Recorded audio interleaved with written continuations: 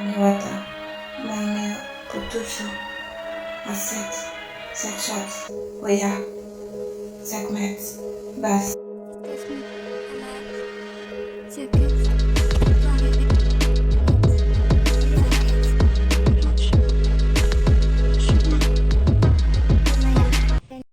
Belle bonjour, bienvenue sur ma chaîne Nefernet 777, la chaîne de Nubia Meria. J'ai plein de secrets à partager. Abonnez-vous.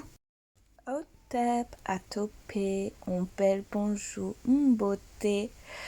Alors voilà, je vais commencer mes petites chroniques sur the dark energy of the feminine aspect.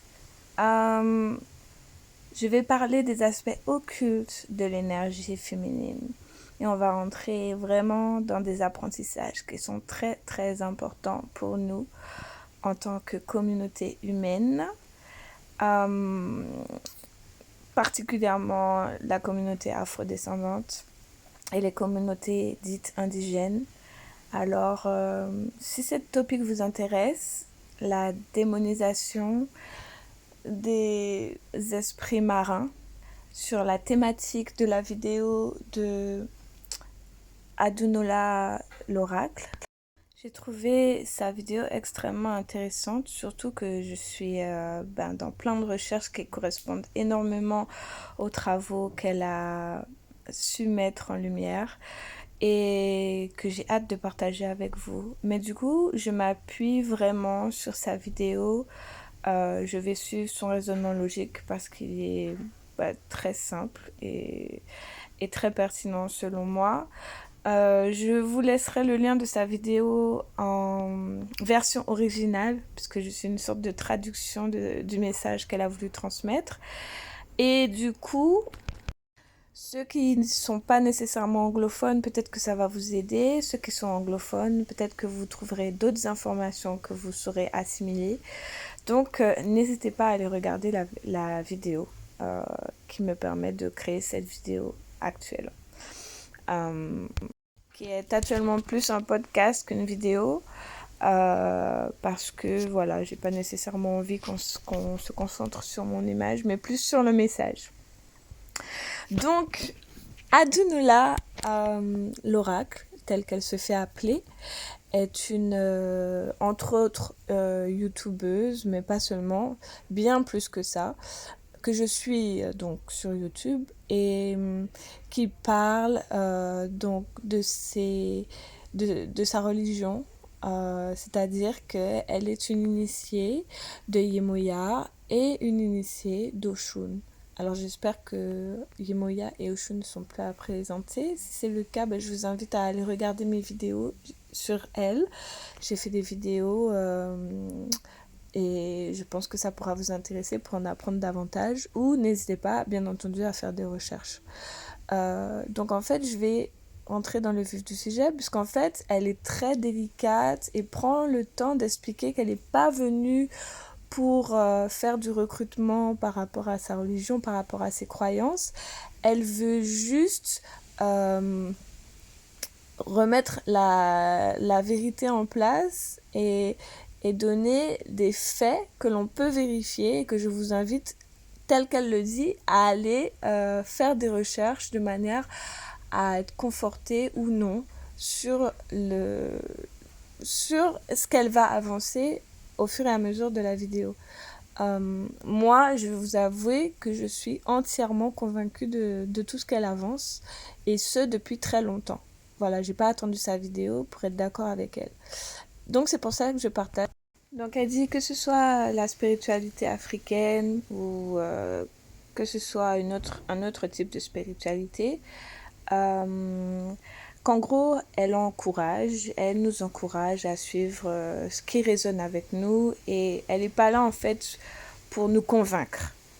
Elle veut juste rétablir la vérité. Voilà. Elle n'est pas là pour nous emmener le dérangement, comme on dit.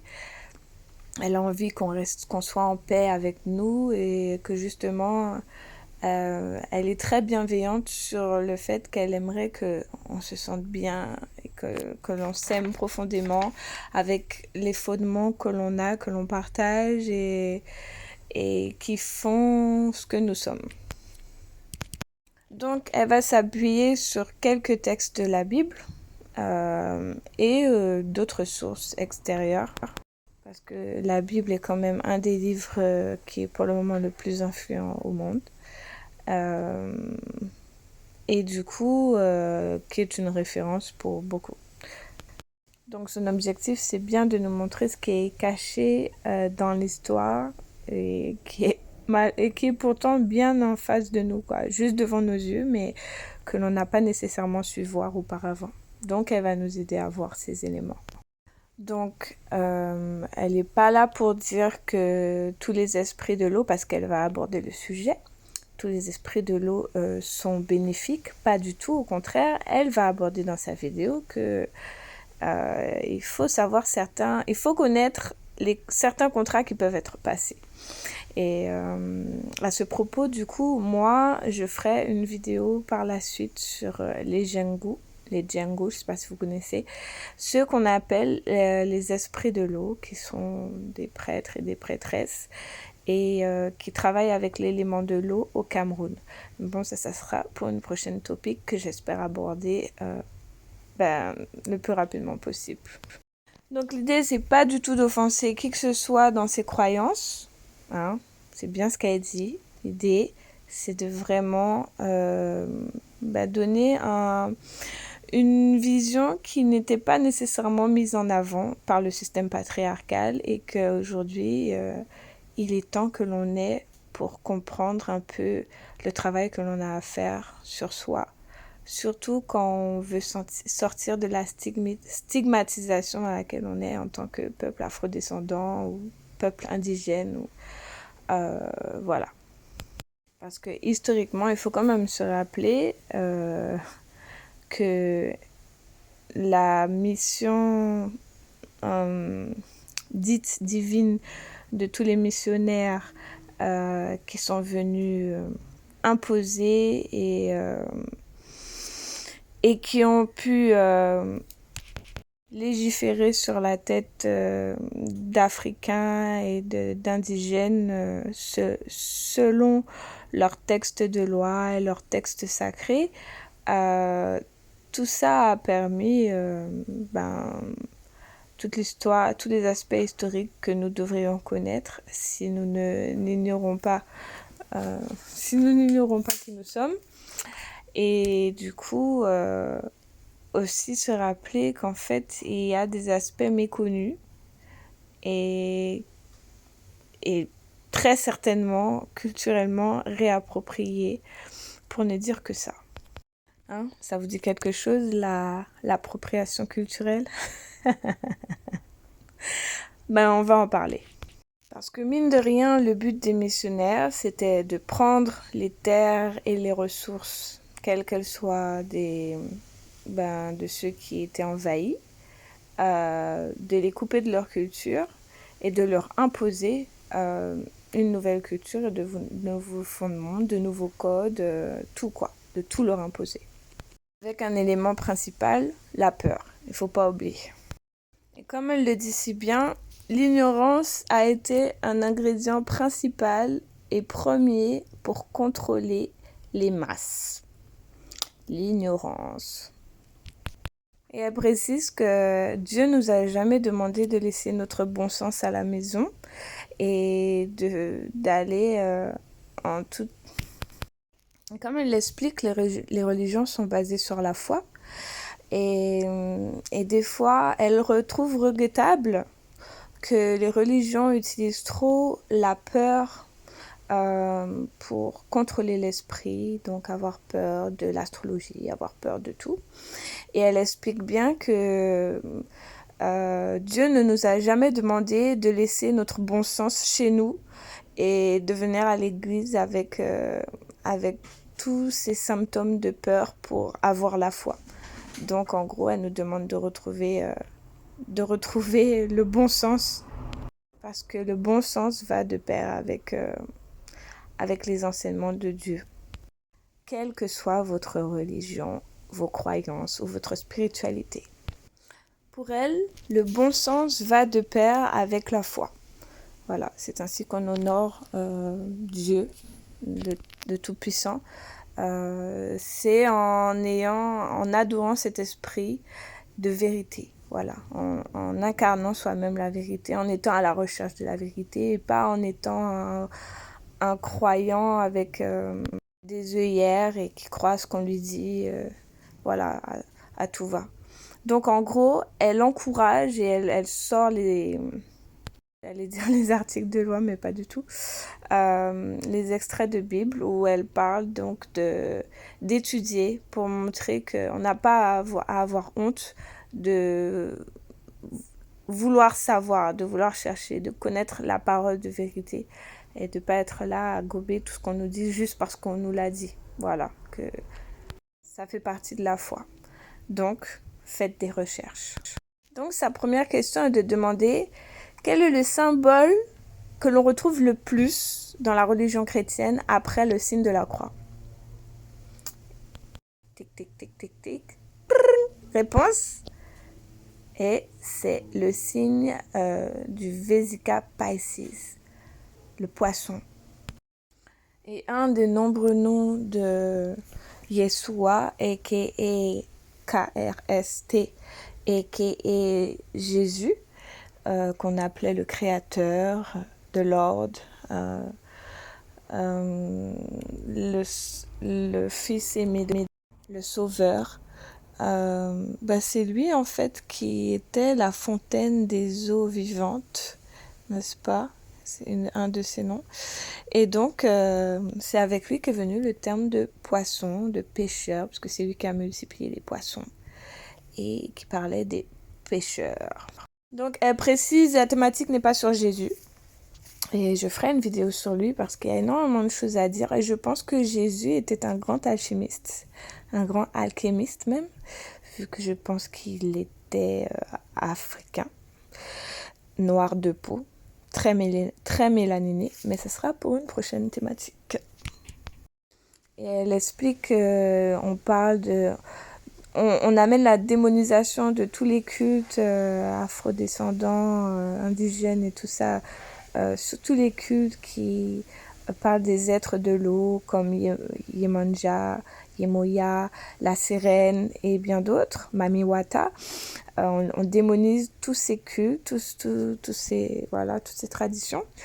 Mais on ne parle pas des enseignements gnostiques de Jésus.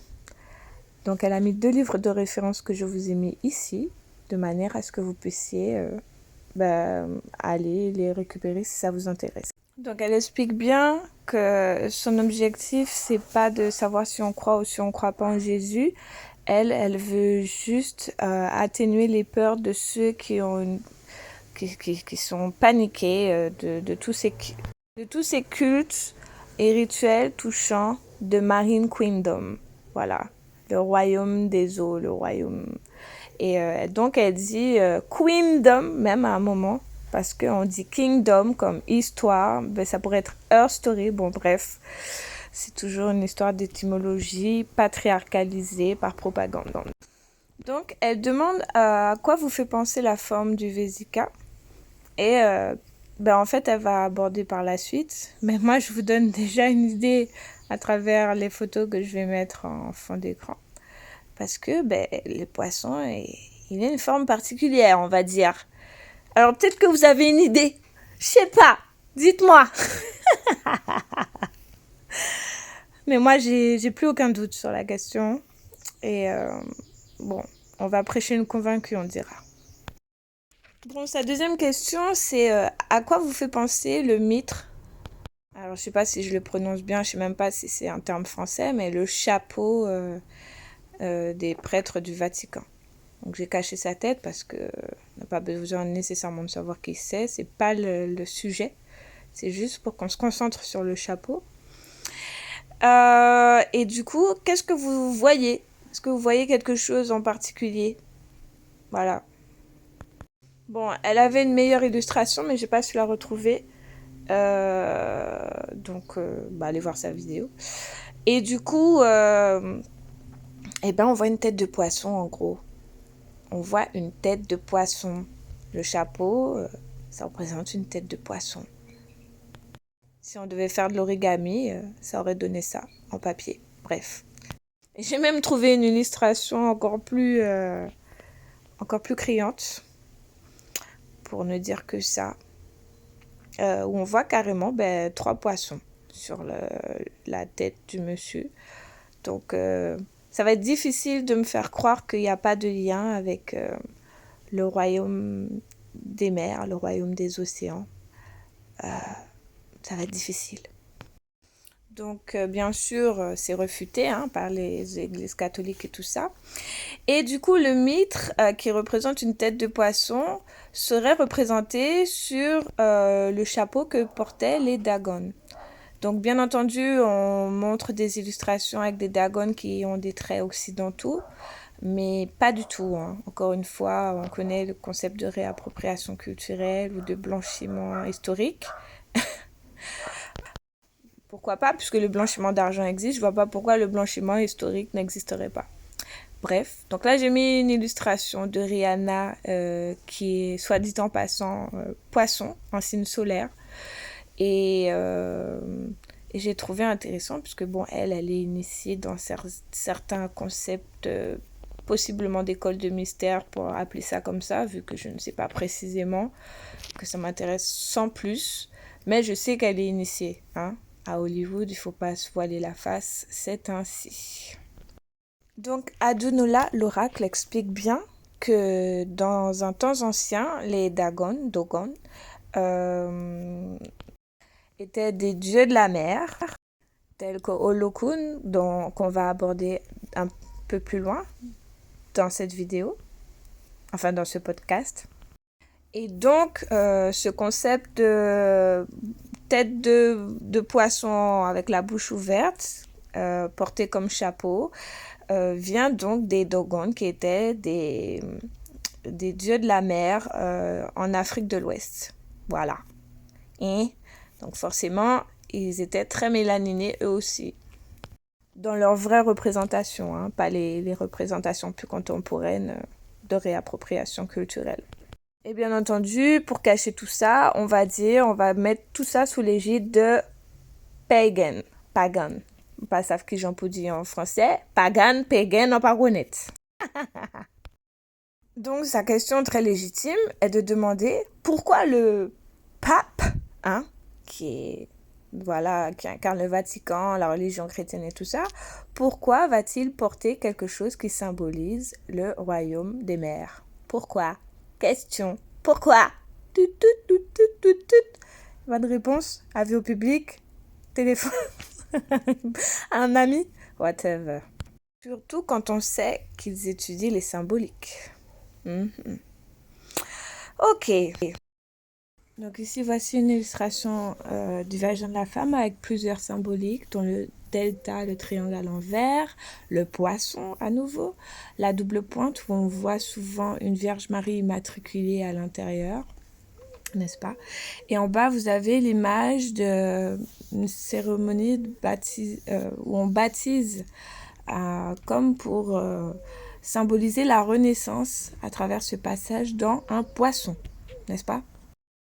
Ensuite, elle parle du symbole de la Vierge Marie, qui est ici sur l'illustration, on voit bien qu'elle est noire.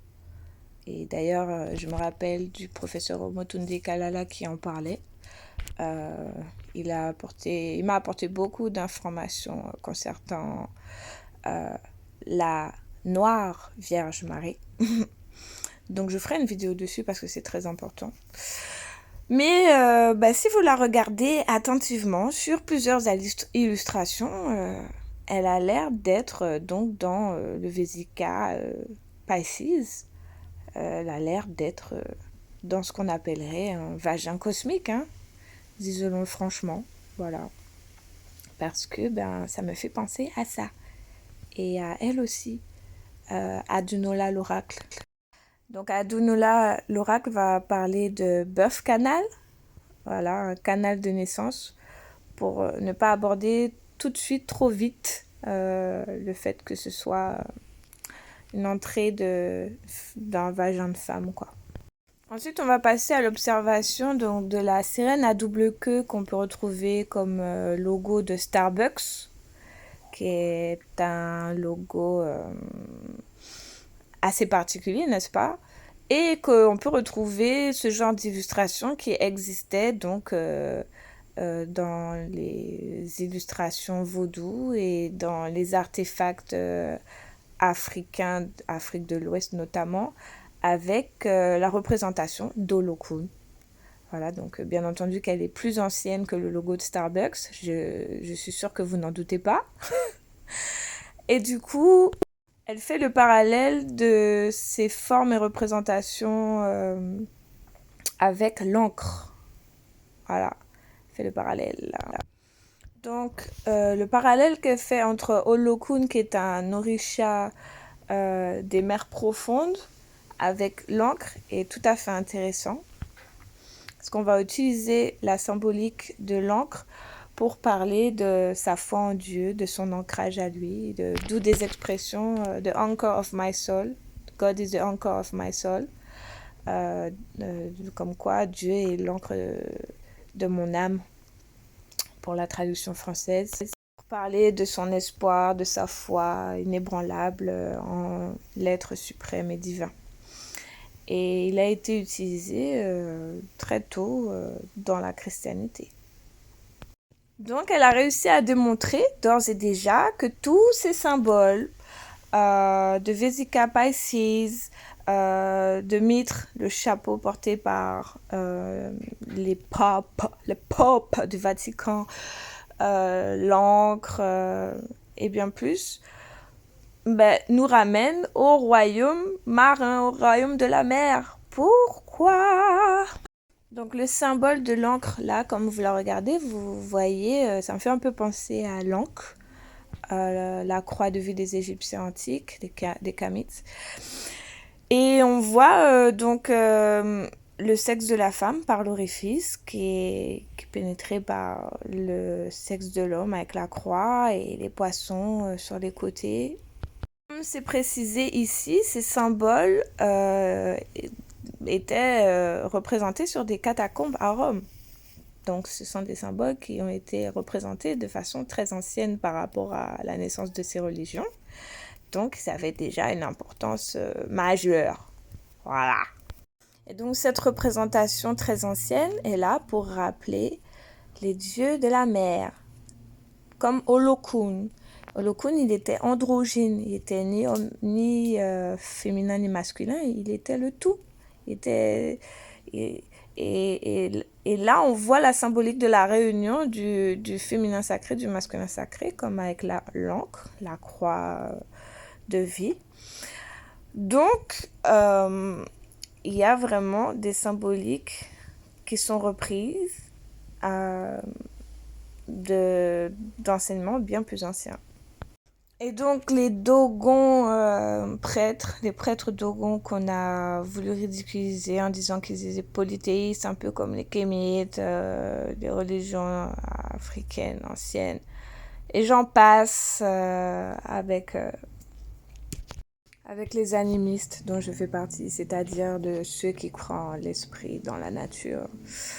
Et dont certains musulmans admettent être des animistes, hein, d'autres dans d'autres religions, pas que les musulmans. Donc on a tenté de ridiculiser les religions africaines, très anciennes, et les religions indigènes. Et en fait, on constate qu'elles ont été récupérées, transformées, appropriées, et démonisées et ridiculisées. Enfin, c'est ça, la gratitude, le concept. Le concept est là. On prend aux autres, on récupère, on dit c'est nous qui avons fait. Et, bref, on connaît déjà. Donc, c'est vrai, j'ai pas autant de tact qu'Adunola, l'oracle, pour vous présenter ces informations parce que c'est vrai que je fais partie de la génération des scorpions qui a été éduquée avec tous ces secrets, toute cette violence et tout dans laquelle on nous a plongé très tôt, très jeune.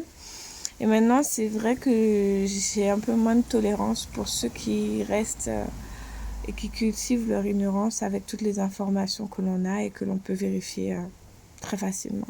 Donc faites des recherches, vraiment.